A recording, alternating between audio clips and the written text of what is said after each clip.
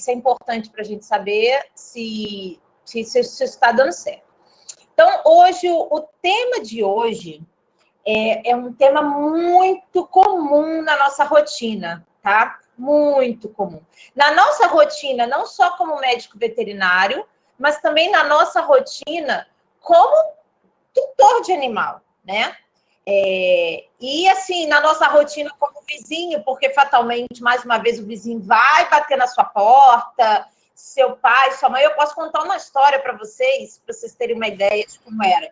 O meu cachorro, Jorginho, tá aqui, depois eu mostro ele, que é meu pincher de 14, 15 anos, que fez residência comigo, mestrado, doutorado, entrou na Rural junto comigo e ainda me acompanha.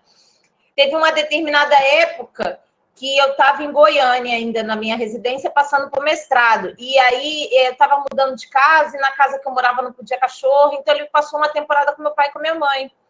E o meu pai tinha a mania de todo dia, no final da tarde, abrir uma caixa de bis, comia e um para o cachorro. Era um para ele, um para o cachorro. Um para ele e um para o cachorro. E o cachorro amava aquilo, lógico, né? E eu tô falando, vocês vão, esse cachorro vai passar mal, esse cachorro vai passar mal. Até um belo dia que ele passou mal, lógico, e aí vomitou muito, vomitou escuro, né? Aquele vômito feio. Meus pais me ligaram apavorados, aí eu corri para o veterinário. Eu falei, chegando lá no veterinário, vocês me ligam, né? Aí eles me ligaram, eu falei, agora dá para o veterinário que eu quero conversar com o veterinário. Aí eu falei para o veterinário, eu não lembro o nome dele na época, eu falei, ô, seu fulano, se afasta dos meus pais. Aí eu falei, ó, isso aí é a teimosia do meu pai que dá o bis pro cachorro, ele come metade da caixa, outra metade ele dá pro pincha. Você vai fazer o seguinte, eu falei para ele, você vai fazer o seguinte, você está autorizado, você vai internar esse cachorro, vai dizer que o cachorro está muito mal. Você está autorizado. Se quiser, eu mando um e-mail documentando. Você vai dizer que o cachorro está muito mal, que é por causa do chocolate. Você vai internar ele. Não, mas não precisa. Eu já dei um sorinho para ele, vou liberar ele. Falei, não, o senhor vai educar os meus pais. Você vai dizer que o cachorro está na beira da morte, que isso afetou o coração dele e que ele está muito mal. O senhor vai fazer um exame completo. O senhor está autorizado a cobrar tudo dos meus pais, o Jorginho. E aí, assim, o cara fez, meus pais ficaram apavorados, né, achando que ia matar o cachorro. Aí eu falei, eu avisei, fiz um drama, né? Eu avisei que vocês iam matar meu cachorro, vocês são os culpados, não sei o que. O cachorro ficou lá, comeu patezinho, passou um dia fora, no dia seguinte pegou, nunca mais meu pai fez isso com o cachorro. Então, assim, isso é uma rotina muito normal, eu nunca mais me esqueço disso, é uma rotina muito normal e muito... esses problemas que a gente vai assistir hoje, eles não são acidentes, né? Eles são teimosia do tutor, eles são falta de atenção do tutor, né? Ou o tutor na boa vontade, querendo amar demais, cara, amor demais sufoca, amor demais mata, entendeu? E é isso que a gente vai trabalhar hoje. Então, nós vamos começar com a Leila, tá? A Leila, para quem não conhece, a Leila Alves, ela é formada na Rural, fez mestrado na Rural e depois do mestrado ela foi para a residência. Isso é muito legal, essa desconstrução da rotina certinha. E ela está na nossa residência, entrou esse ano na residência de clínica de pequenos animais, tá? E ela já tem essa experiência de mestrado, já trabalhou muito tempo em clínicas. Então, eu pedi para que ela falasse com vocês das questões da intoxicação alimentar, tá? E numa segunda etapa, a gente vai falar com a Beatriz Blanc. A Beatriz Blanc também é formada na Rural, tá? Ela está no 2º ano de residência de anestesiologia e emergência. E com elas nós vamos ver as drogas ilícitas, porque também é bem comum a gente ter problema com drogas ilícitas, o cachorro come. Eu tenho uma história aí, ela vai mostrar um vídeo aí de uma história, eu conto uma história bem divertida que aconteceu com a gente ano passado, ano retrasado. E isso também é bem comum, tá? Então, a gente vai discutir hoje. Sintam-se à vontade para abrir o áudio, para contar casos, tá? A gente pode discutir alguns casos. Se vocês quiserem até separar uma foto, um vídeo aí de algum caso, alguma suspeita, a gente pode fazer isso no final, tá? Agradeço muito Bia e Leila e Bia, Cabeleleila Leila. Cara, não te infernizava com isso, não? Eu tô me segurando para não falar Cabeleleila Leila. Cabeleleila Leila. Gente, eu passei um final de semana inteiro sendo infernizada comigo. E quando eu tô esquecendo, vem alguém, né, cara? Se fala, Bruno. Leila. Não é impossível falar seu nome e não falar Cabeleleila Leila. Então, muito obrigada, gente. Vocês já viram que a aula é bem descontraída, tá? A aula é uma discussão, é um bate-papo. Fiquem à vontade, tá? Leila, sua parte agora. Vou desligar o meu vídeo para ficar mais tranquilo, tá? Pode começar. Tá bom. Gente, bom dia. Eu estou muito feliz e nervosa por estar aqui. É a primeira aula que eu estou ministrando. Então, assim, eu estou muito feliz, estou muito nervosa. Mas, assim, é uma realização. Porque quando a gente faz mestrado, quando a gente faz pós-graduação, acho que o objetivo é esse. Então, assim, hoje eu estou bem feliz mesmo. Como a professora Cássia já falou, eu vou tratar hoje da parte da intoxicação por alimentos, né? Os alimentos normais que a gente costuma comer, que são alimentos da nossa dieta, não são nem nada, não são alimentos extraordinários, são coisas que a gente vê no nosso dia a dia, tá? Pronto. Desconfigurou um pouquinho, mas não tem problema não. Por que eu acho essa aula de extrema importância? Porque quem atende, principalmente quem atende clínica, seja a clínica de pequeno, seja cão, seja gato, o que for, uma das primeiras coisas que o tutor fala, principalmente na rotina pediátrica, e até mesmo depois, quando o velhinho, é o que eu posso dar de alimento para ele, doutor. Ele é o meu filhinho, o que eu posso? Eu tô igual o pai da professora Cássia, né? Um bicho para ele e um bicho para o cachorrinho. E isso é muito comum. Então, uma das primeiras perguntas que eles fazem, né, que os tutores fazem quando chegam dentro do consultório com o seu animalzinho, é o que ele pode oferecer de alimento, porque ele quer dar tudo de melhor para o seu animalzinho. E aí ele acha que aquele bife acebolado, todo temperado, com alho, cominho, pimenta e tudo mais, é excelente para o animal, porque para ele faz bem, porque para ele é gostoso, porque para ele é agradável. E ele acha que para o cão também é. Então, é essa parte que entra a gente como veterinário, que precisa instruir esse tutor que nem tudo o que a gente come, a gente pode dar para o nosso cãozinho, para o nosso gatinho, para a nossa calopsita, enfim, para o nosso pet. Bom, esse trabalho, eu achei ele bastante interessante. Ele é de 2016 e ele relata que casos de intoxicação alimentar são descritos no mundo inteiro. Não é uma questão só de países subdesenvolvidos ou nada do tipo, não tem nenhuma relação com isso. Então, como a professora Cássia falou, são questões de hábito. Você tem o hábito de, você vai sentar para comer alguma coisa, vendo televisão, seu animalzinho está ali olhando. Eu sofro isso com a minha mãe, por exemplo, que tem um Yorkshire desse tamanhozinho e vive tá comendo aqui e dá para ele o que está comendo. Então, assim, são casos descritos em todo o mundo. Segundo o Laboratório de Diagnóstico Veterinário do Estado do Kansas, casos de intoxicação por alimentos, né, humanos são responsáveis por 14,8%, né, do que chega lá, né, para chegar aos diagnósticos.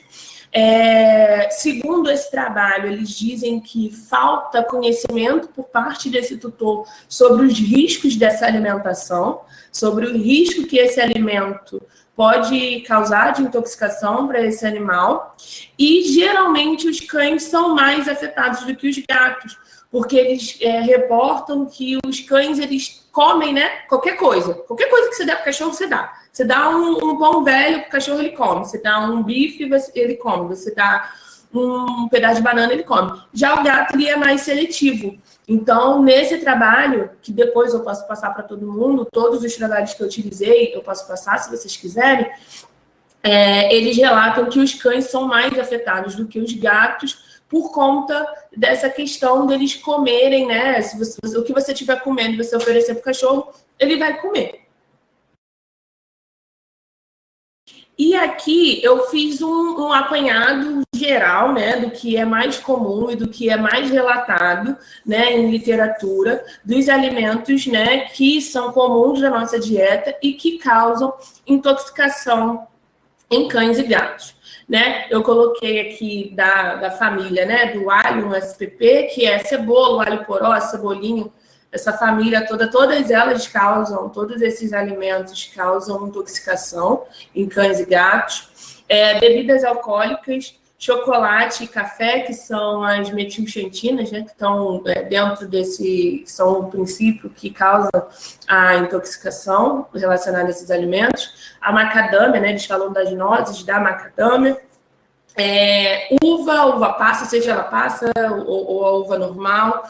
Eles relatam a groselha também como a fonte de intoxicação. O xilitol, que ele é um adoçante muito utilizado em jujuba, chiclete, gomas de mascar, né, de forma geral, que não tem açúcar, sejam essas para fazer tratamento prudente, tipo essas marcas, né, que a gente vê por aí.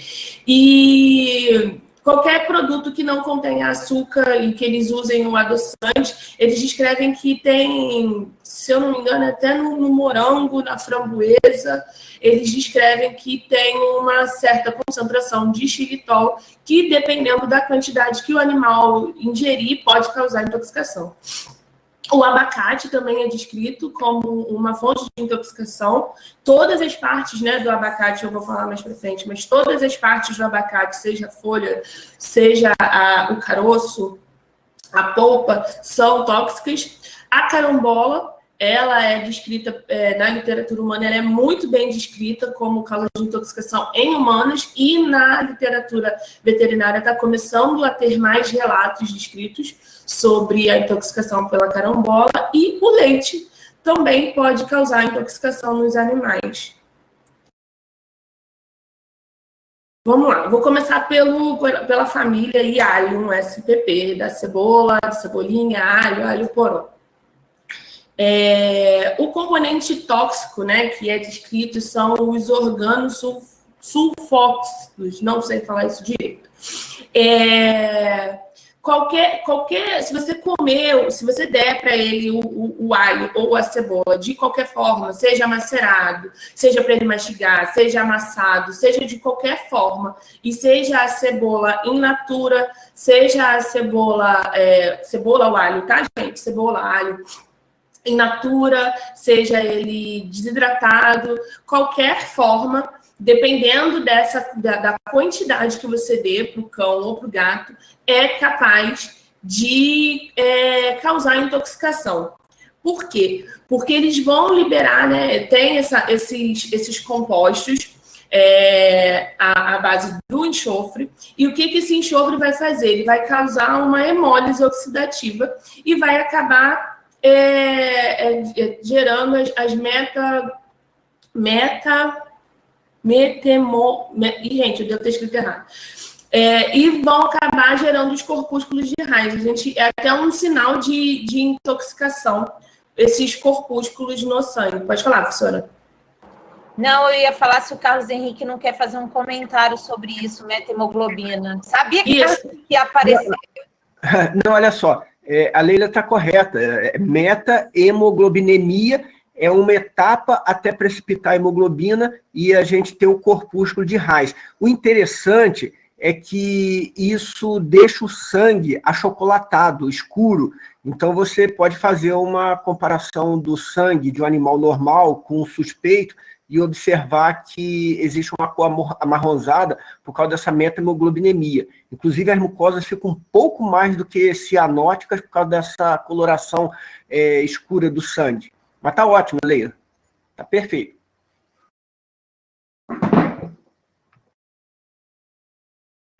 E aí, como eu falei, qualquer fase, né? Seja você cozinhar, se você secar, se você processar esse alho, essa cebola, você vai oferecer um perigo para esses animais. Então, a gente vê muito quem oferece comida, né, de panela, um arrozinho com frango, temperando, né, com alho, com cebola e tudo mais. E às vezes até um animal doente que você pede para fazer uma dieta caseira, né, para casa, é importante você colocar na receita, até mesmo para você se assegurar que você não está indicando colocar tempero, né, alho, até especifica, né, não colocar alho, não colocar cebola, não colocar por conta do risco de intoxicação para esses animais. Segundo os trabalhos que eu dei uma olhada, 5 gramas por quilo de cebola é suficiente para causar intoxicação em gatos. E de 15 a 30 gramas por quilo de cebola é suficiente para causar em cães. Eu dei uma lida que essas raças, né, Akita, Shiba e Jimbo, eu confesso que essas duas últimas eu não conheci. Eles são mais sensíveis porque eles têm um caráter hereditário de ter uma maior concentração de glutationa redutase nos eritrócitos. Então, isso faz com que eles sejam mais sensíveis ao estresse oxidativo. Então, eles já têm uma maior sensibilidade ao estresse oxidativo. Então, se a gente der cebola para esses animais, isso vai ajudar a aumentar ainda o estresse oxidativo. Então, vai ter esse dano às hemácias desses animais que já têm uma maior sensibilidade. Então, aí, mais uma coisa que a gente tem que ficar atento, né? Eu sempre falo que a medicina preventiva... Pode falar, professor. Não, eu não queria te interromper, não. Eu lembrei de um caso de um cachorro intoxicado por molho de dogueiro, resto de molho, de carrocinha de dogueiro. Deram aquela quantidade imensa de cebola com molho para ele e intoxicou. Pois é, né? Porque, assim, o cachorro quente, o que dá o gosto é o tempero. Chove cebola, né? No cachorro quente. Então, e fica ali, ainda mais que ele fica ali no cachorro quente, fica aquele molho fervendo. Então, eu acredito que deve soltar mais o composto, né? Tóxico, o componente tóxico. Mas, enfim, aí essas raças, né, elas são mais sensíveis. Então, assim, fica uma dica, que é o que eu costumo sempre dizer, que a medicina preventiva ela é o melhor remédio, ela é o que tem justamente para você dar uma vida longa e saudável para o seu paciente.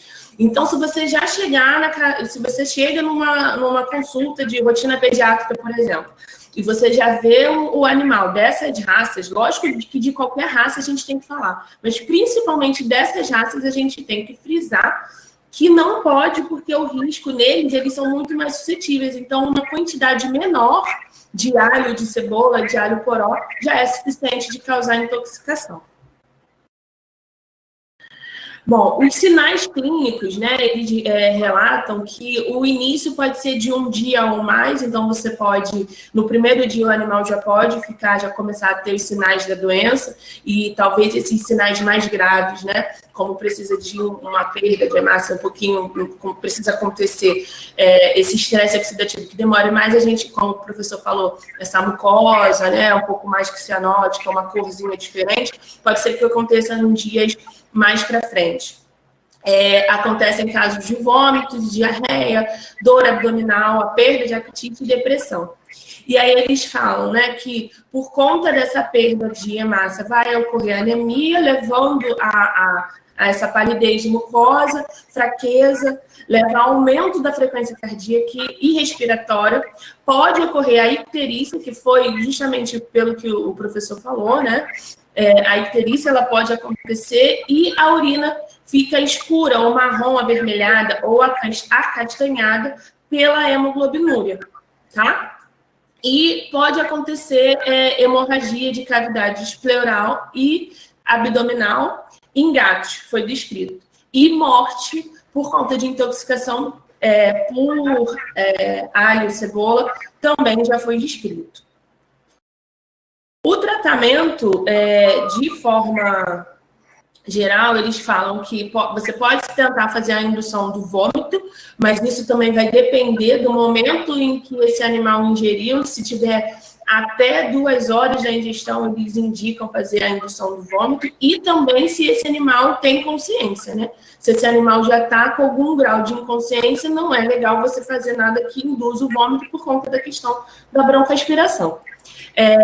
Também é dito que pode fazer o uso do carvão ativado, né, para ajudar, porque o carvão ativado vai absorver no componente tóxico para ajudar a liberação. Fazer a fluidoterapia e suporte, né, que a gente vai fazer a fluidoterapia para ver se ajuda esse animal aí eliminando. O suporte seria a questão do controle sintomático, se esse animal, o que ele está apresentando para a gente de sintomatologia. O monitoramento do status hematológico é extremamente importante para a gente ver qual é o grau dessa anemia que esse animal está, como que a quantidade, né, de corpúsculos, se é uma coisa muito... Como é que está isso, a gente tem que ir acompanhando esse status hematológico. E já foi descrito que em casos muito graves foi necessário a realização de transfusão sanguínea. Agora eu vou falar um pouquinho das bebidas alcoólicas, né? O que eles relatam, né? Que a bebida alcoólica, geralmente, ela vai causar intoxicação muito por conta da questão recreativa mesmo, não é muito acidental, porque, assim, a gente sabe que não pode dar... por exemplo, bebida para uma criança ou para um menor de idade. Então, para um cachorro, para um animal, seria mais ou menos a mesma coisa. Eu vejo muitos casos de pessoas que estão lá no churrasquinho do domingo e dá um golinho de cerveja para o animal de forma recreativa. Então, essa foi um dos únicos alimentos, né, que eu vi que eles relatam que é intencional, né? Não intencional intoxicar, mas é intencional. A pessoa está dando, sabendo que o animal pode ficar bêbado, né? Que ele pode ficar alcoolizado, e ele quer ver esse resultado no animal. Então, eu vi esse relato. Então, o que eles descrevem? Que o etanol vai causar uma depressão do sistema nervoso central e uma depressão respiratória, o que vai... tanto o álcool etílico ou o etanol em si, eles vão causar uma intoxicação no animal. A gente tem que ter cuidado com frutas que fermentam, né? Tipo uva, por exemplo, que já é tóxico, né? Mas, enfim, a uva fermentada, então, vai ser muito pior, porque ela vai produzir vai ter um certo teor alcoólico. Então, frutas fermentadas, a gente tem que ter cuidado, que pode ser que cause intoxicação. De forma geral, o mecanismo de ação, ele vai, com a permeabilidade de membrana, né, vai facilitar as sinapses do neurotransmissor GABA, vai aumentar essa inibição sináptica do GABA e vai aumentar o fluxo intracelular dos íons de cloreto. Então, vai ter o sistema adrenérgico, vai aumentar a síntese e a liberação de noradrenalina, e vai haver a diminuição da ligação das encefalinas e o aumento das beta-endorfinas. Aí, o que eu dei uma lida, assim, que pode até tá associada, assim, com sinais de dor abdominal e tudo mais. Que as encefalinas, elas são necessárias para ter a diminuição da atividade secretora da mucosa intestinal. Então, quando tem a diminuição da ligação dessas encefalinas, e vai aumentar as beta-endorfinas. E as beta-endorfinas, elas vão causar aquela sensação, né? A endorfina vai causar aquela sensação de prazer.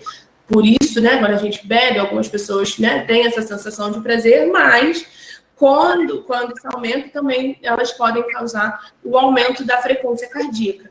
Então, o perigo está nisso tudo, né, no total da obra. Os sinais clínicos, deu uma mega desconfigurada. Os sinais clínicos, né, a gente vê que os cães e os gatos, eles vão ter uma taxa metabólica mais elevada, então por isso que eles vão ser mais suscetíveis à intoxicação. Então, um pouquinho que que seja que eles ingiram, né, de bebida alcoólica, pode ser que eles fiquem intoxicados.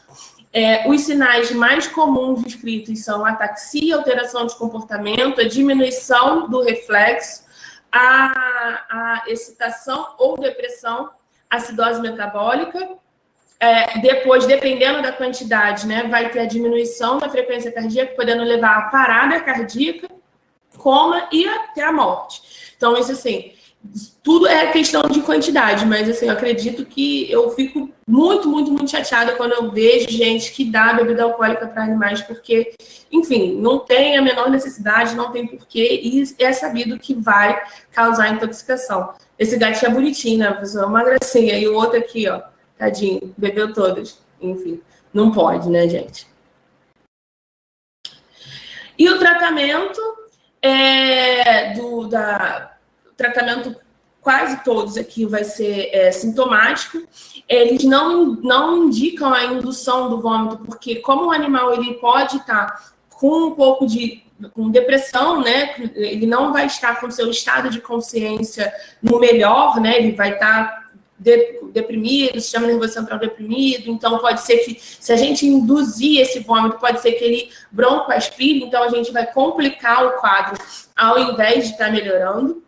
O carvão ativado também não é indicado, porque ele não tem uma boa absorção para poder eliminar esses compostos. Eles indicam fazer a fluidoterapia e suporte, como eu falei, a gente monitorar como está esse animal, ver se ele está muito desidratado e ir repondo, né, o fluido, e fazer a lavagem gástrica, eles indicam fazer, né? Muito provavelmente você deve ter que sondar esse animal e fazer a lavagem via sonda e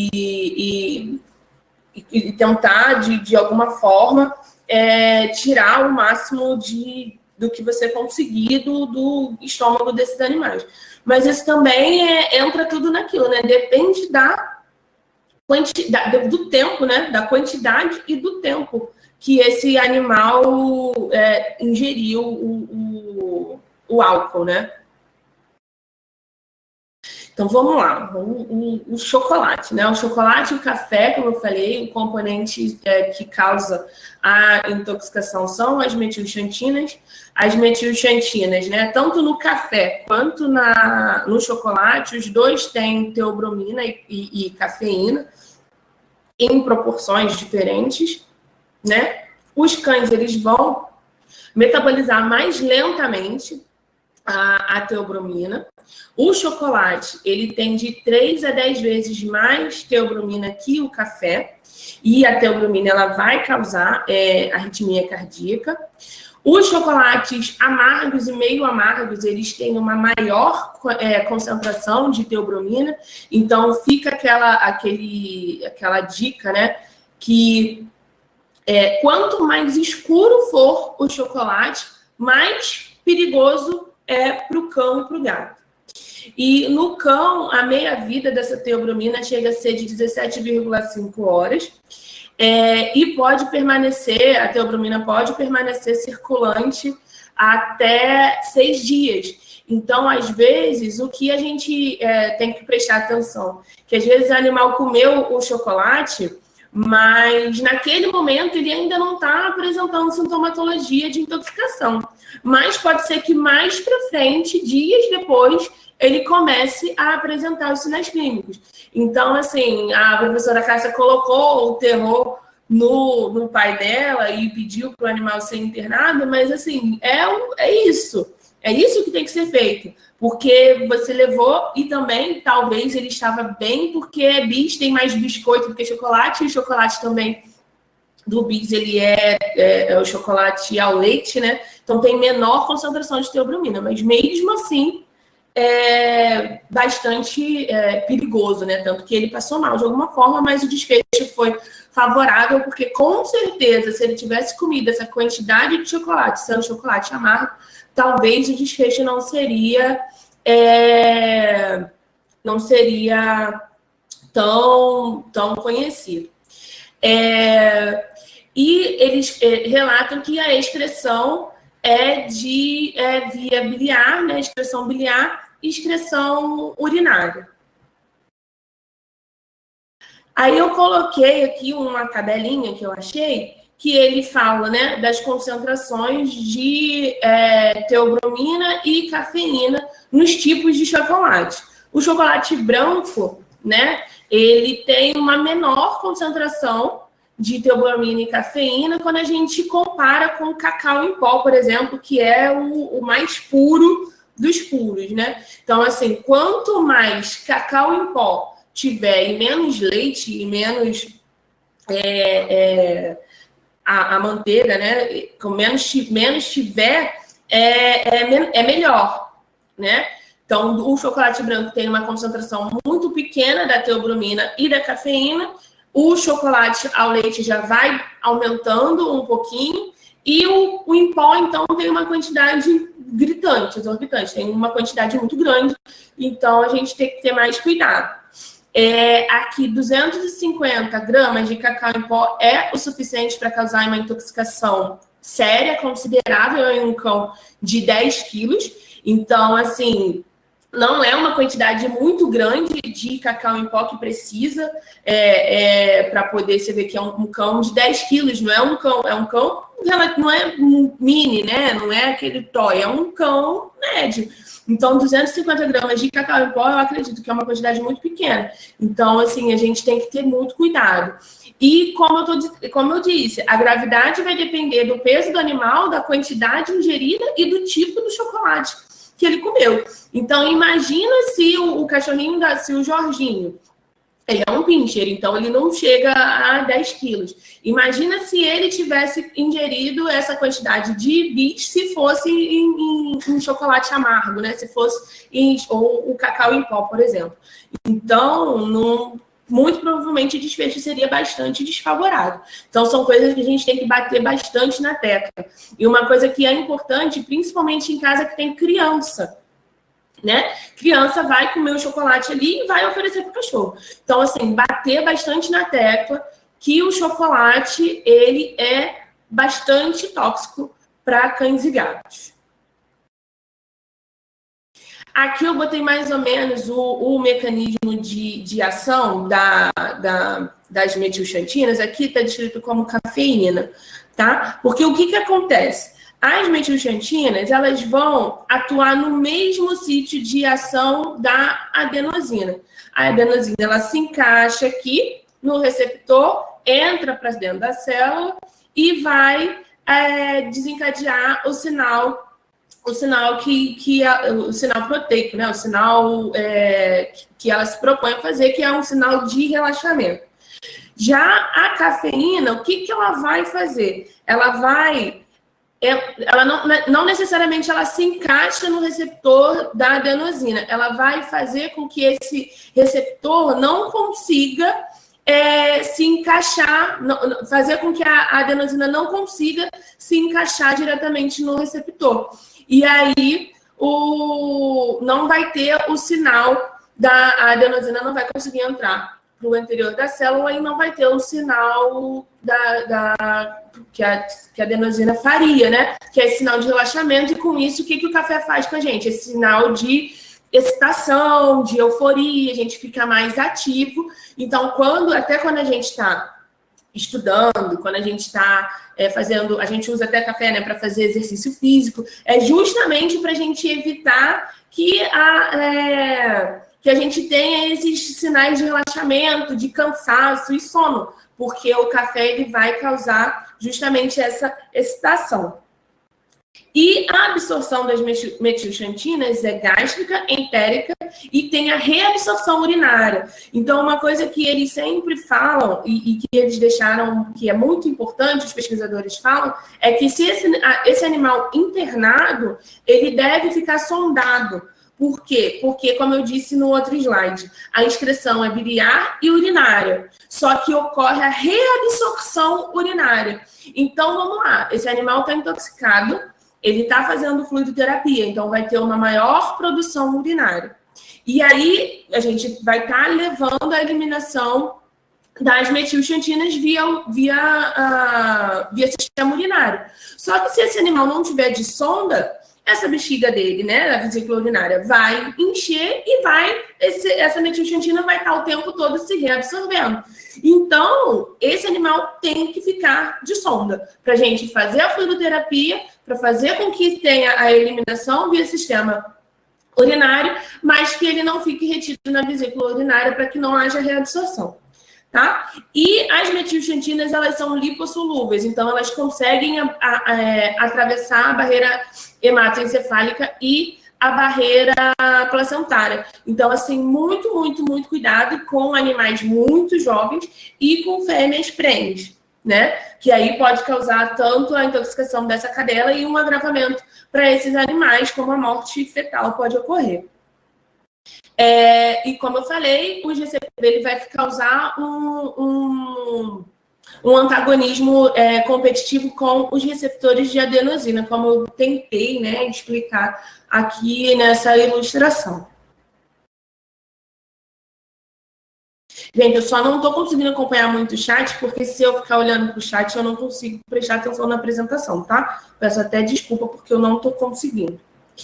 E o mecanismo de ação, como eu tentei falar mais lá na frente, é a inibição da fosfodiesterase, então vai aumentar a adenosina monofosfato cíclico, né, que é o AMP cíclico. Vai haver o estímulo da zona medular da adrenal, aumentando a epinefrina, também aumenta os níveis de cálcio. E isso aumenta o quê? A força de contração, a força e a contratibilidade do músculo cardíaco ou muscular, de forma geral, e também vai ter uma estimulação do sistema nervoso central, vasoconstrição, diurese e taquicardia.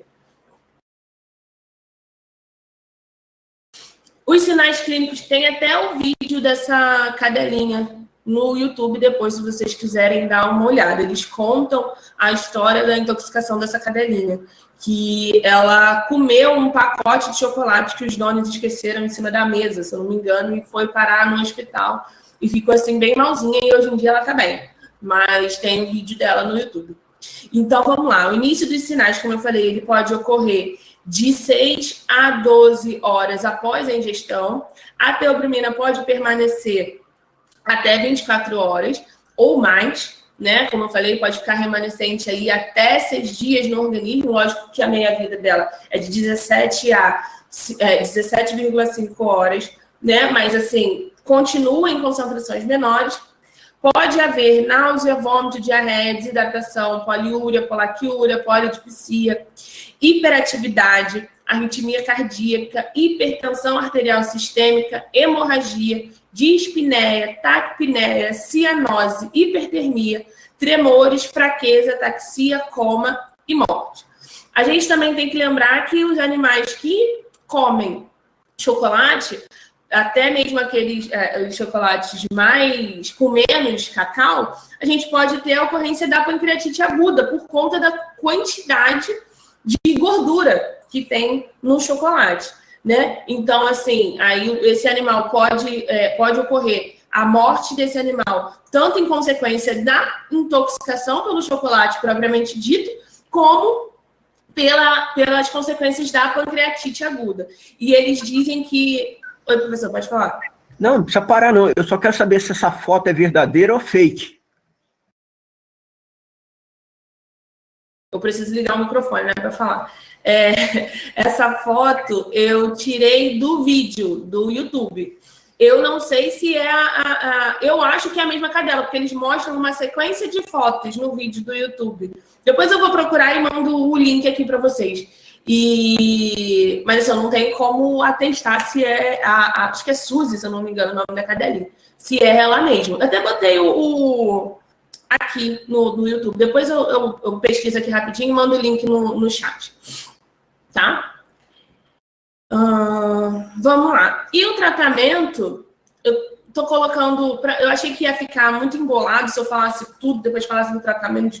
Então, eu quis fazer por etapa, tá? E acaba que o tratamento meio que para tudo, assim, não tem um antídoto. É sintomático, né? fluidoterapia e suporte daquele animal, tratamento sintomático, que ele vier apresentando, a gente vai tentar fazer, fazer a reversão daquele quadro. Eles falam que é bom fazer a indução do vômito. Tem um programa no Animal Planet que se chama Veterinário das Montanhas, sei lá, e é Dr. Duff, o nome do médico. E ele atende um caso de um cachorrinho que foi intoxicado, ele comeu um chocolate com maconha. Então, é a minha aula mais a da Bia. Ele comeu um chocolate com maconha, mas a tutora, ela viu, ela foi muito, muito rápido e parece que eles induziram o vômito desse animal. Ele passou um dia inteiro, eles falam até no programa que ele parece que está chapado. Realmente, ele está chapado. Ele passou 24 horas muito alucinado, um quadro bem grave, mas ele se recuperou bem. Depois, todo mundo dá uma pesquisadinha no YouTube, é curtinho o vídeo e é bem interessante o que eles mostram. Fazer a lavagem gástrica também é interessante. O uso do carvão ativado, até 2 horas, né, após tanto a indução do vômito quanto o carvão ativado. Eu, particularmente, na minha rotina clínica, eu faço o carvão ativado independente, assim, do tempo, porque é meio que para deixar a minha consciência tranquila, mas eu faço o carvão ativado. Eles diz para fazer o monitoramento cardíaco, né, em consequência das possíveis arritmias, né, e como falei, pelo aumento da força de contração do miocárdio, então é bom fazer deixar esse animal com monitoramento cardíaco, controle das convulsões, caso ele venha convulsionar, como eu falei, o tratamento é sintomático, o que ele vier a apresentar, a gente tem que fazer a correção. E não entendi, professor. Não entendi o questionamento. Não, mas eu estou referendando, é que eu divido as intoxicações, umas que deprimem e outras que excitam. Verdade. Na disciplina é assim mesmo. Agora, já que você aproveitou e interrompeu, é bom falar da sazonalidade, Páscoa, Natal. Isso, com certeza. Essas épocas do ano são as mais perigosas, né? Porque é o momento em que o chocolate está ali, né? Na Páscoa, então, o chocolate, né? O coelhinho da Páscoa vem e deixa o chocolate para todo mundo. Então, a gente, na clínica, a gente tem que bater mesmo o pé, falar mesmo com esse tutor. E, como eu disse, mais uma vez, principalmente tutor que tem criança, que não se deve dar o chocolate, o que a gente ganha, o chocolate que a gente vai comer, a gente não deve dar para esse animal. E até tem algumas clínicas veterinárias, teve uma época que eu trabalhei num pet shop que vendia muito, no Natal, vendia muito chocotone de alfarroba, que é esse chocolate que pode ser dado para eles. E assim, vendia igual água. E aí a gente tinha que frisar que aquele chocotone de alfarroba podia ser dado para o animal, mas o outro da marca X e Y que a gente come não pode ser dado justamente por causar intoxicação. Então, são épocas do ano que os casos aumentam, né? E a gente tem que frisar bem para esse tutor, principalmente tutores muito idosos, né? Que gostam, né, de estar comendo e dar o agradinho ali para o pet, e para tutores que tenham crianças muito pequenas. Como eu falei no slide anterior, manter esse animal de sonda uretral para evitar que ocorra a reabsorção por via urinária e manter esse animal internado de 24 a 72 horas, visto que os sinais clínicos podem vir a aparecer e se agravar com mais tempo. Então, deixar esse animal internado é bastante importante. Com relação às macadâmias, né? Aquela mesma questão da sazonalidade, né, professor? Eu, por exemplo, não como macadâmia. Na verdade, acho que nem no Natal como macadâmia. Acho que eu só usei hidratante de macadâmia. Mas no Natal, que é mais comum ter as nozes, né? A gente costuma comprar. Então, essa questão da sazonalidade é importante. os autores relatam que esses dois tipos, né, da macadâmia são capazes de causar a intoxicação. O princípio tóxico ainda não é totalmente elucidado, eles ainda não sabem o que é. Eles falam que pode ser o glicosídeo de cianogênico, que causa um sabor levemente amargo, que pode ser o que causa a intoxicação. O consumo de 5 a 40 nozes assim, ponto-chave para poder... Sério, professor, a terra da macadâmia, quando acabar a pandemia, a gente se reencontrar, você faz um pão de mel com macadâmia pra gente. É suficiente para causar a intoxicação. Aí, como eu falei, né, essa quantidade, a intoxicação é de 11,7 gramas por quilo. O início dos sinais clínicos pode aparecer com menos de 12 horas. Foi descrito em menos, né, o consumo, e menos de 12 horas depois, os sinais clínicos apareceram em 79% dos casos. Em humanos é descrito reação de anafilaxia. Eu não vi essa reação, descrito muito essa reação em cães e gatos. Vi mais descrita a questão da fraqueza, depressão, vômito, hipertermia, evolução para ataxia e paralisia, dor e edema de membros pélvicos, e a incapacidade, né, do animal se manter em estação por um período de 12 horas ou mais.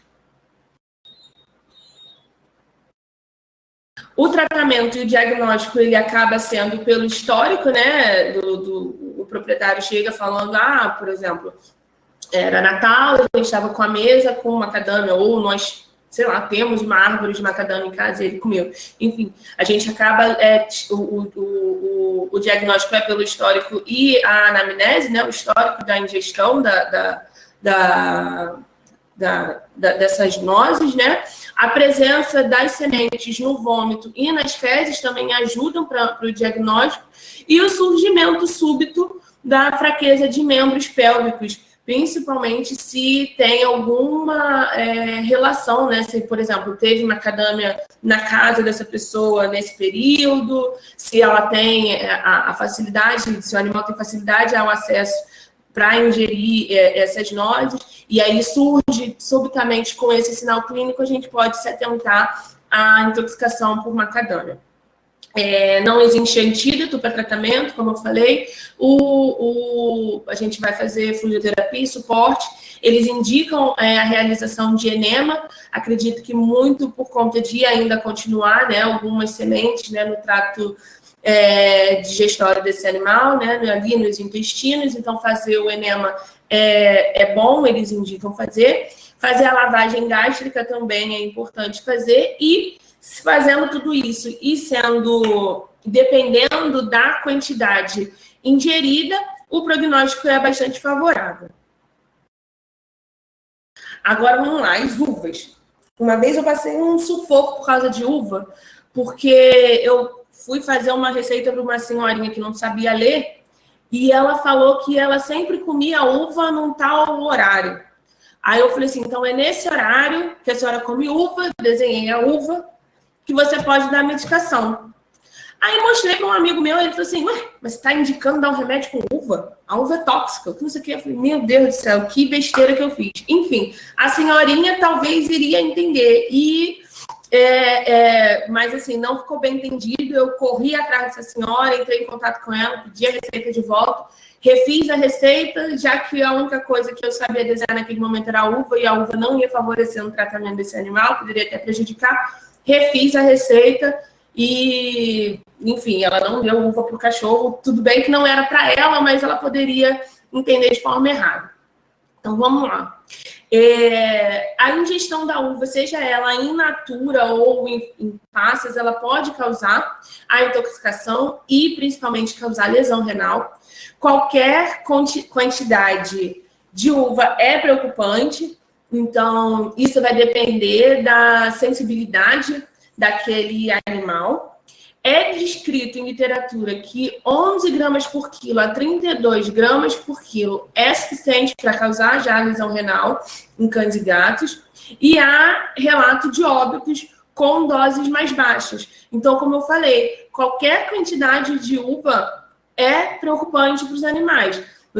11 gramas de uva, 32 gramas de uva, eu acredito que é uma quantidade relativamente considerável, mas já tem relatos com quantidades mais baixas, né? Então, assim, não dá uva nenhuma, não é para dar, tá bom? O mecanismo de ação também ainda não é muito descrito. Alguns relatos falam que é pelo uso do pesticida, né, na agricultura, o pesticida utilizado para uvas, né, para o cultivo de uvas. Outros falam que pode ser por metais pesados e micotoxinas, ainda não se sabe. Sabe-se que tem um teor de açúcar muito elevado, pode causar a hipercalcemia, e também não se sabe, sabe-se que tem substâncias vasoativas, mas que não se sabe exatamente o que está relacionado com isso. Deixa eu ver exatamente o que é isso. Pois é, vai explicar esse proprietário que é zero uva. Eu sei, eu sofro porque minha mãe é assim, professor, eu sofro. Bom, o início dos sinais clínicos pode ocorrer de 6 a 24 horas após a ingestão. Os sinais mais descritos são diarreia, dor abdominal, anorexia, fraqueza, desidratação, letargia e tremores. Pode haver a polidipsia associada à oligúria e pode haver anúria em 72 horas, muito provavelmente por conta dessa lesão renal que já vai estar sendo instaurado. Então, mais para frente, a lesão renal propriamente dita vai fazer com que esse animal entre em quadro de anúria. Os achados na urinálise, né, é importante fazer proteinúria, glicosúria, hematúria e cristalúria.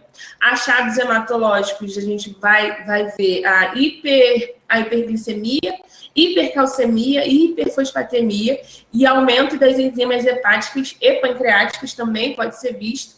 E o prognóstico ele é bastante reservado por conta da lesão renal que esse animal pode ter. Então, o prognóstico vai ser diretamente proporcional ao grau de lesão renal que esse animal vai estar. Se causou uma lesão renal absurda, que acometeu mais, né, de 75%, fazendo com que esse animal já vire um doente renal, então a gente já vai ter um prognóstico bastante reservado a ruim, né?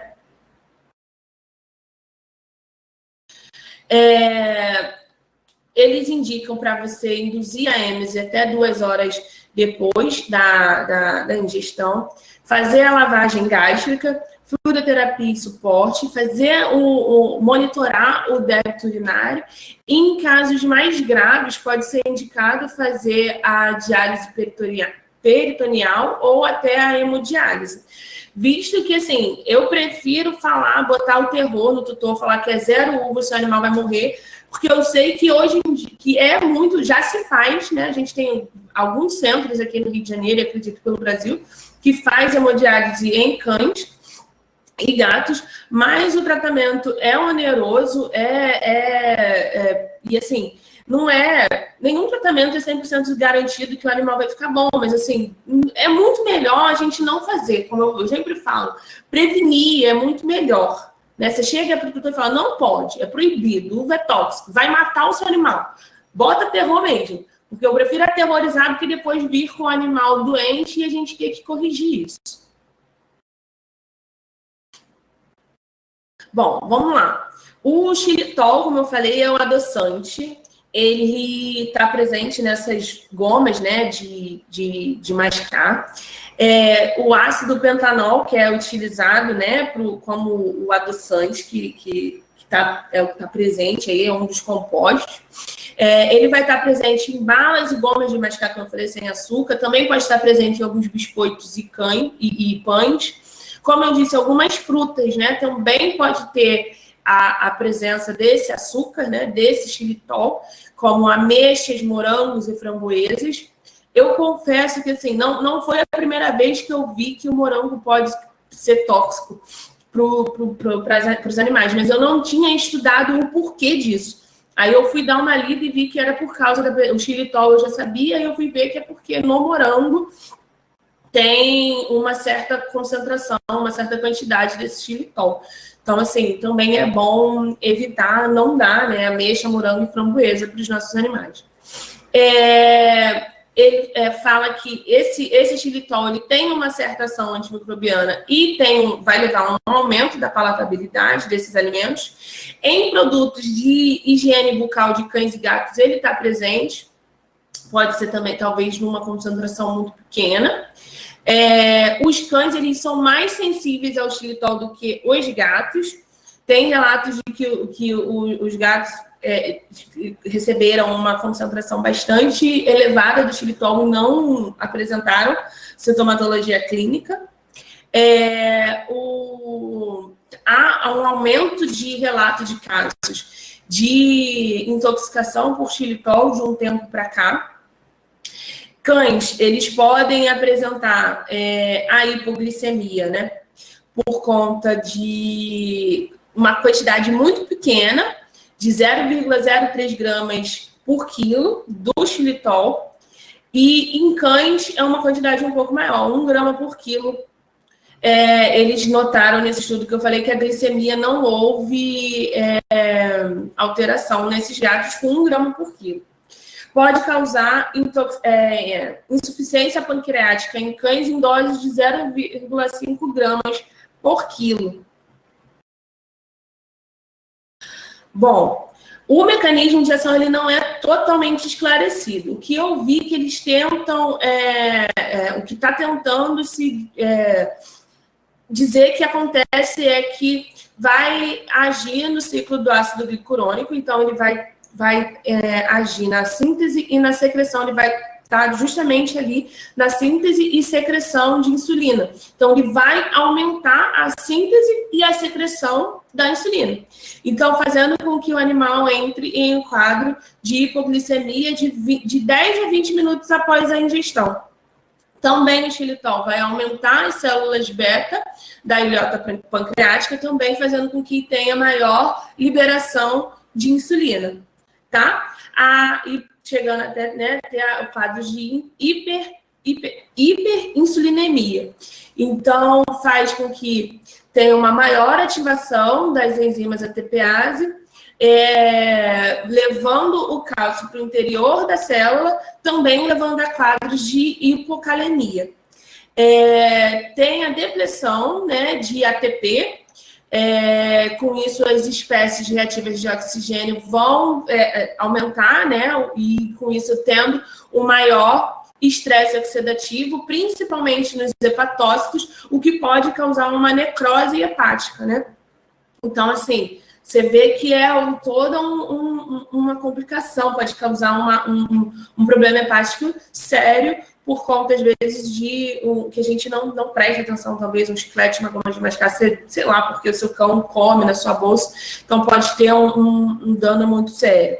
Essa necrose hepática, ela pode fazer com que haja um aumento das enzimas ALT e AST quando a gente coletar, quando a gente fizer a bioquímica sérica desses animais. Vai ter uma diminuição dessa glicose, como eu falei, a lesão de membranas, a diminuição da glicose vai causar uma lesão nas membranas dos leucócitos e dos eritrócitos, também podendo causar uma hemólise e com isso, por conta da hemólise, aumento, né, das bilirrubinas. In vitro foi visto que pode aumentar o cálcio, tá? Pode aumentar a absorção intestinal do cálcio. Tá? In vitro foi visto isso, em animais ainda não foi relatado. Os sinais clínicos, né, os principais sinais são vômito, a hipoglicemia, a letargia, colapso e a convulsão, em consequência, né, dessa hipoglicemia. Pode ser visto de 30 minutos a 12 horas após a ingestão. A insuficiência hepática aguda, e os sinais tardios que podem acontecer é uma hepatopatia, uma icterícia, coagulopatias como petequias, equimoses, hemorragias do trato gastrointestinal. O tratamento, mais uma vez, ele é sintomático e de suporte. A indução do vômito, dependendo do momento dessa ingestão. O carvão ativado, ele é indicado porque ele diminui a absorção do xilitol, então ele absorve o carvão ativado, ele vai absorver no xilitol, diminuindo a absorção, né, do xilitol no organismo. A gente tem que fazer um monitoramento dessa glicemia, fazer a bioquímica sérica, principalmente fazer as enzimas, né, a dosagem enzimática e também fazer a função, né, monitoramento da função hepática também. Então, é bom a gente, como eu falei, fazer teste de coagulação para saber como é que tá e fazer a dosagem das enzimas hepáticas, tá bom? E a hipoglicemia, a gente fazer a conversão dela com glicose, tá? E ver. Principalmente em cães, tá? Os gateiros aí, eu sei que tem uma diferença da correção da hipoglicemia em gateiros, em gatos, mas agora me fugiu a cabeça. Se alguém souber falar aí para mim, eu vou agradecer. E uma coisa que é importante, o xilitol é um importante diagnóstico diferencial das hipoglicemias inexplicáveis ou sem alteração de função hepática. Então, se o animal ele tem a possibilidade dele ter essas doenças, assim, é sempre bom a gente pensar na intoxicação por xilitol, porque é um importante diagnóstico diferencial dessas duas alterações. Se é um animal que tem uma hipoglicemia que você não está sabendo de onde está vindo, ou se esse animal não tem nenhuma alteração em função hepática, a gente tem que pensar na intoxicação por xilitol. Bom, o abacate, né? Como eu falei mais à frente, todas as partes do abacate são tóxicos para cães e gatos e outros animais. Já são relatados, né, a intoxicação cães, gatos, camundongo, cavalos, bovinos, caprinos. A toxina persim é um fungicida, então ela está associada à intoxicação. A dose tóxica, ela ainda é desconhecida e os efeitos são variados, né? Os efeitos da intoxicação são variados. O mecanismo de ação não se sabe muito bem como que ocorre, e sabe-se que pode haver uma necrose do miocárdio e do epitélio das glândulas mamárias. Os sinais, professor, eu também achei que podia, mas pelo estudo que eu li, falou que todas as partes são tóxicas. Então, eu fiquei meio assim. Os sinais clínicos mais comuns descritos são o edema pulmonar e a efusão pleural, insuficiência respiratória, pode haver a morte dependendo da quantidade, né, que esse animal ingeriu em até 24 horas. Também pode ser visto efusão pericárdica, pancreatite aguda, principalmente por conta do teor de gordura. Acredito que pela ingestão, né, dessa polpa, a polpa é um teor de gordura bastante elevado, então pode levar a uma pancreatite aguda. E pode haver sinais de vômito, diarreia e irritação do trato gastrointestinal. Bom, eu vou passar agora para a carambola. A carambola eu já sabia que era tóxico para cães e gatos. E uma coisa que eu não sabia é que tem muitos relatos de intoxicação e problema renal, de lesão renal aguda em humanos, em consequência da intoxicação por carambola. A toxina caramboxina, ela vai inibir o sistema GABAérgico e, com isso, vai ocorrer os sinais neurológicos em humanos. É descrito sinal de depressão, soluço, eles descrevem que é um dos maiores sinais, é o primeiro sinal em humano que acontece. A carambola, ela é rica em oxalato, então, quando a ingestão da carambola, vai ocorrer uma deposição difusa desse oxalato, principalmente nos túbulos renais, então vai haver a diminuição da taxa de filtração glomerular e, com isso, vai haver uma apoptose das células epiteliais, causando a injúria renal aguda, né? E com isso, vai acabar o animal entrando, né, nesse quadro de insuficiência renal. Como eu falei, o soluço e as alterações do sistema gastrointestinal são os mais relatados. Eu lembro acho que na aula de em bovinos de grande, acho que foi, não lembro se foi a professora Ana Paula ou a professora Rita, elas falaram alguma coisa sobre isso, ingestão de alimentos crus, folhosos, crus, né, podia causar a intoxicação. Eu lembro que em bovinos elas falaram alguma coisa, não me lembro se necessariamente o espinafre, mas tinha alguns alimentos que elas tinham falado que podia causar intoxicação, sim, se ingeridos crus. Aqui foi esse relato de caso que eu achei. Foi 2 cães da raça Shih Tzu que comeram carambola, uma fêmea e um macho, e eles comeram e logo em seguida da ingestão foi relatado os sinais clínicos, né? Eles começaram a apresentar sinais clínicos, como taquicardia, taquipneia, midríase, apatia, fraqueza muscular, sonolência. E eles relatam, né, que a fêmea teve quadros de soluço muito intenso. O macho não, mas a fêmea teve. E assim, é o sinal mais comum descrito em humanos, né? Ambos os animais eles ficaram impossibilitados, né, de se manter em estação, tal a gravidade do quadro, e eles foram submetidos, né, a tratamento de suporte com fluidoterapia, carvão ativado, fizeram citrato de maropitã para controle de náusea e vômito, oxigênio terapia em ambos os animais, e eles apresentaram uma melhora do quadro. Não houve recidiva nesse relato de caso, mas eles tiveram que permanecer internados por um período de 24 horas.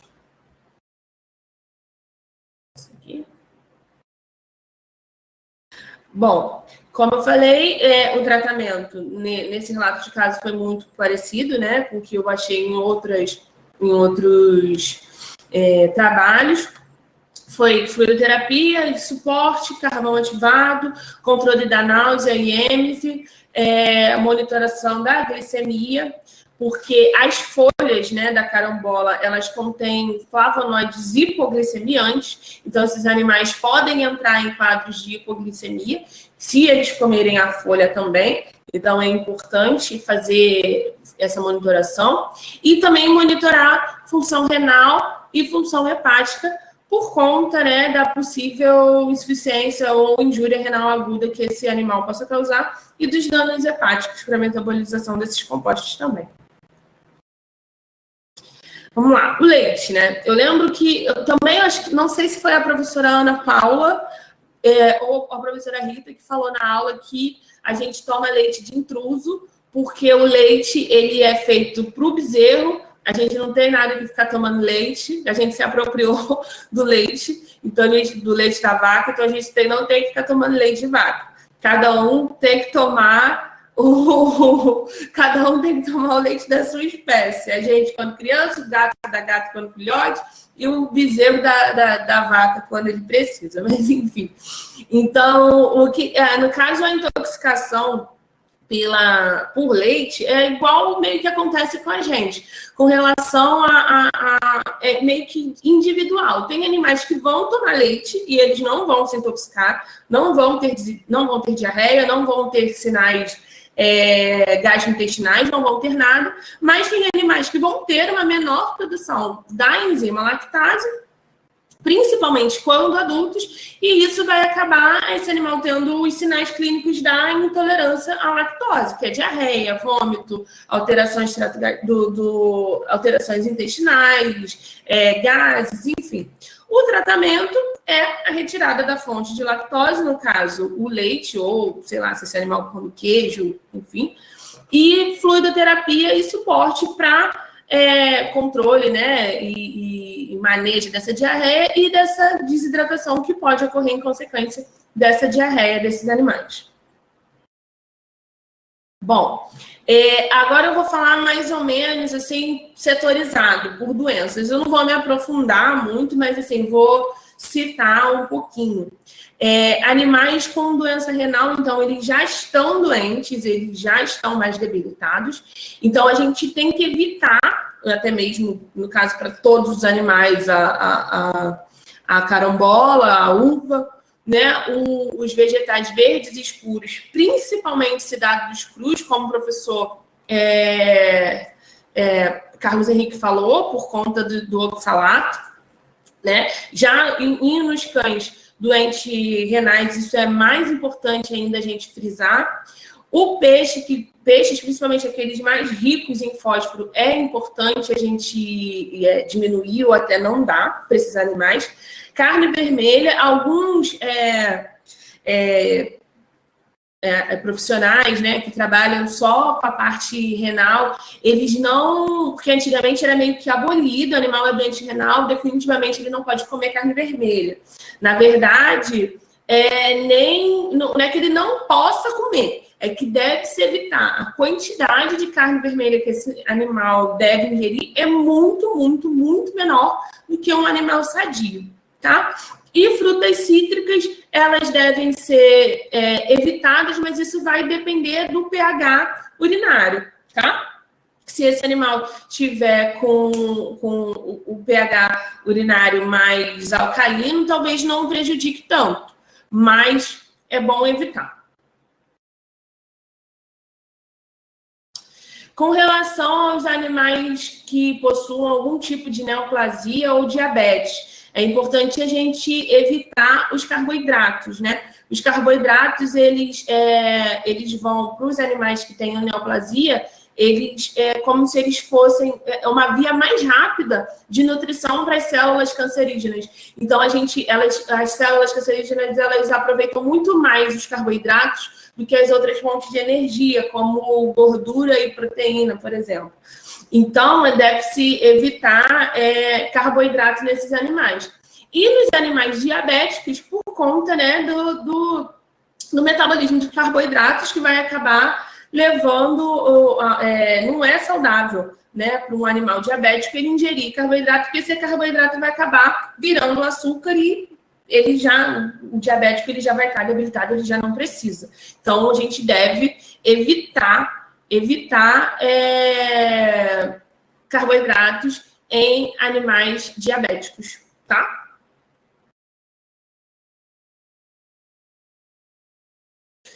Bom, eu quis dar uma pincelada aqui, eu não sabia qual a turma, né?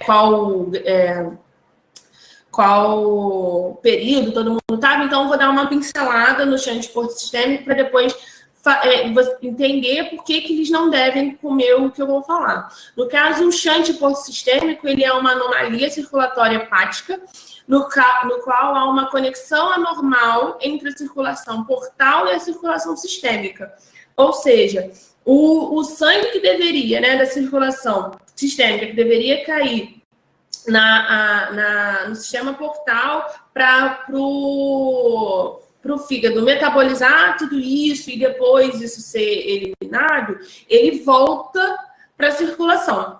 Então, esse sangue cheio de coisas, cheio de que era para ser metabolizado, cheio de coisa que era para ser excretado, cheio de coisa que era para ir embora, volta para a circulação sistêmica.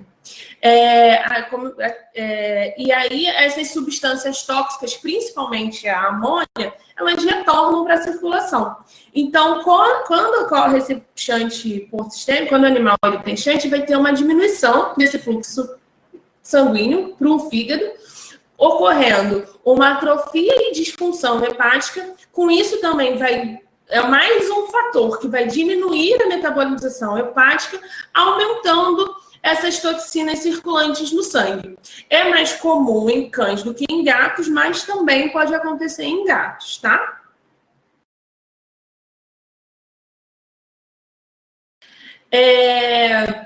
O início dos sinais clínicos geralmente ocorre em cães com menos de 1 ano, principalmente quando tem a introdução, quando sai, né, tem essa migração, né, da amamentação, onde o animal se alimentava principalmente por leite materno, e a transição para alimentação por via ração, enfim, que aí vai aumentar a ingestão de proteína.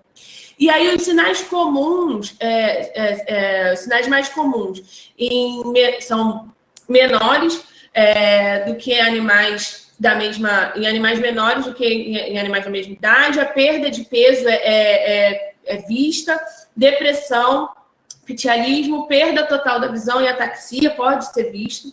A encefalopatia hepática pode acontecer, levando a quadros de letargia, cansaço, fraqueza, estupor, head pressing, que é quando o animal fica com a cabeça pressionando, né, a cabeça contra a parede, contra algum objeto, convulsão e coma.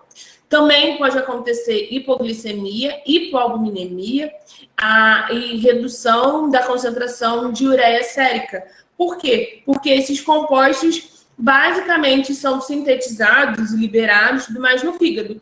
E se esse fígado já está com uma função debilitada, se ele não está funcionando muito bem, não vai ter uma boa produção de glicose, não vai ter uma boa produção de albumina. E a ureia, o que é? Quando ocorre a conversão da amônia, né, no ciclo da ureia, vai ocorrer a conversão da amônia para a ureia. E isso acontece no fígado. Então, se não estiver acontecendo essa conversão, a concentração de amônia vai estar alta, a concentração de amônia no sangue vai estar alta, e a concentração de ureia vai estar baixa. Aqui é o vídeo. Vou passar.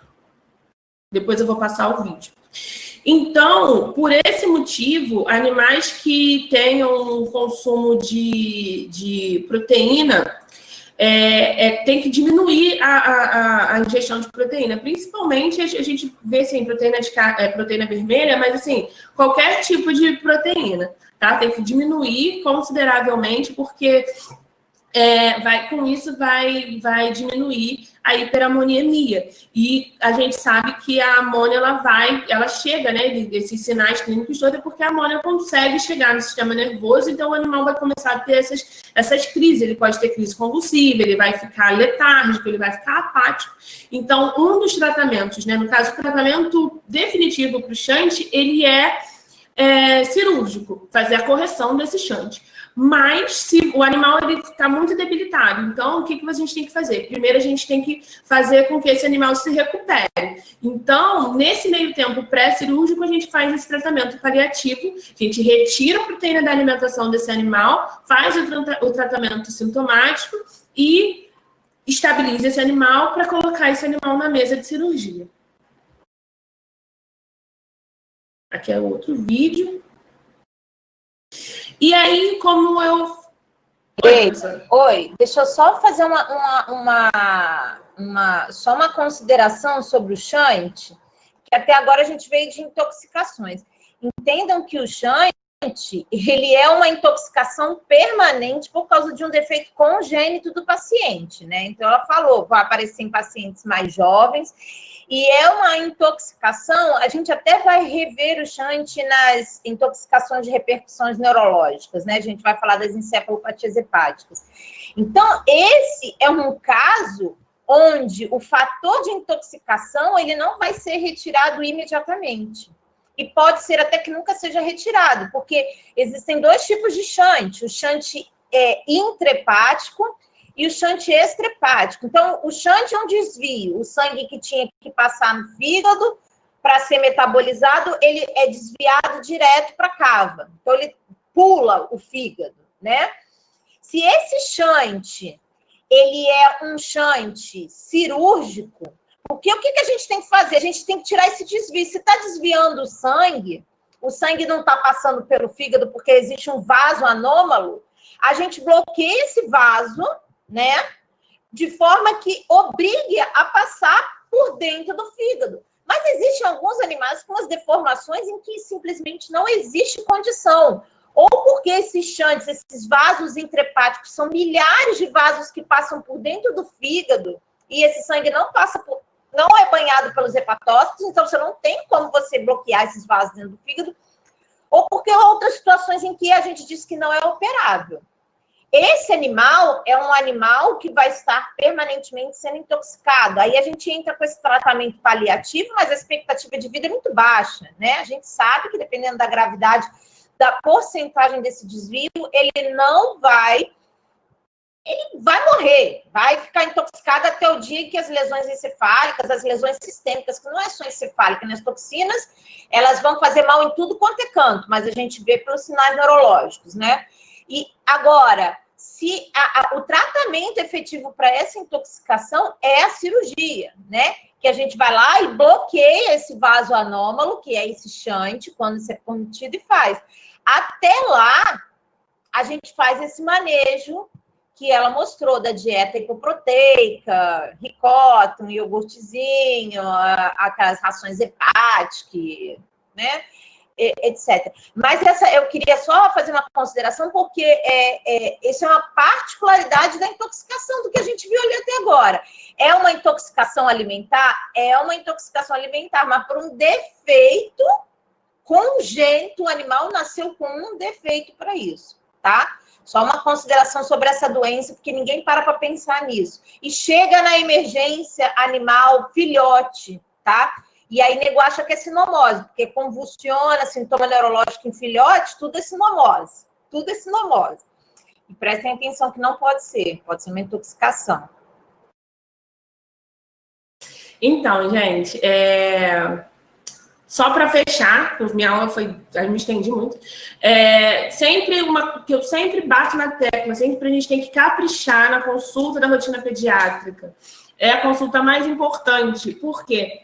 Porque nessa consulta é que a gente vai passar todas essas informações, tudo que pode, tudo que não pode, manter sempre um bom diálogo com esse tutor, manter sempre uma linha aberta de conversa com ele. Não necessariamente a gente precisa, tem pavor aí, você não precisa ficar dando seu número do WhatsApp para o tutor para ele ficar ali te ligando, mas ele saber que se por um acaso ele chegar na clínica, você vai estar disponível para ficar ali, gastar 2, 3, 5 minutinhos de uma conversa com ele, que às vezes é uma dúvida pontual que você tira e que pode fazer uma diferença muito grande na vida desse animal mais para frente.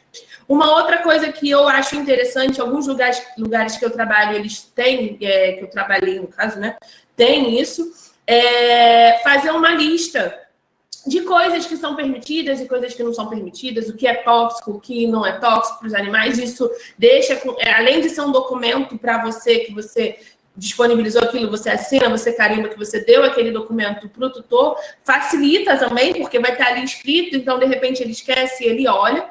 E não esquecer, como eu estou sempre batendo na tecla, falando que a medicina preventiva é a mais importante. Ela que vai garantir a vida longa, saudável e feliz para o seu cãozinho. Então, se a gente quer que o Jorginho, né, faça mestrado, doutorado, residência, trabalhe na rural, ele não pode mais comer chocolate nunca mais na vida.